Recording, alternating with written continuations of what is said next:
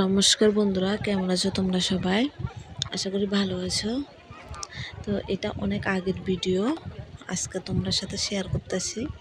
তো কিছুদিন আগে তোমাদের দাদা সহ আমি মাতার বাড়িতে গিয়েছিলাম পুজো দেওয়ার জন্য। তারপর এখানে গিয়ে প্রথমে মাছের জন্য খাবার নিলাম, খাবার নিয়ে মাছকে আমি খাওয়া দিলাম। তারপর তোমাদের দাদাও খাওয়া দিচ্ছে।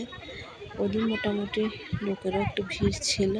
তারপর দেখো যে অনেকগুলো রাজহাঁসও আছে দিঘির মধ্যে। তারপর অনেক প্রজাতির মাছ আছে। দেখো মাছগুলো কীরকম জলে ভাসছে দেখা যাচ্ছে। তারপর কচ্ছপও আছে। তারপরে তোমাদের দাদা মাছকে খাবার দিয়ে উপরে উঠলো। ওঠার পরে আমিও ভাবলাম যে পুজো যখন দেবো হাত মুখটা ধুয়ে নিই। তারপর আমি গেলাম, হাত মুখটা ধুলাম। দৃশ্যটা দেখতে খুব ভালো লাগছে। এখানে গেলে মনের মধ্যে যদি কোনো ক্লান্তি কোনো কিছু থাকে, কোনো মন্দিরে গেলে মনটা মনে হয় যে অনেক শান্তি হয়। তা আমারও মনটা অনেক শীতল হয়ে গেছে। এখানে হাত মুখটুক ধুলাম, ধুয়ে তারপর উপরের দিকে উঠলাম।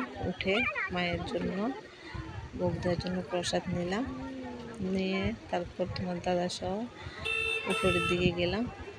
উপরে এসে দেখি যে লোকের আরও ভিড়। যাই হোক, তারপর লাইনে দাঁড়ালাম।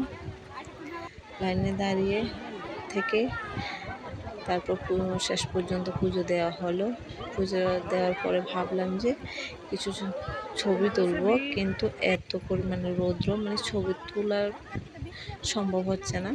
যাই হোক, 2-3-4টা ছবি তুললাম তোমাদের দাদা সহ। ছবি তোলার পরে ও রোদের জন্য মোবাইলের দিকে দেখো তাকাতেও পারছে না।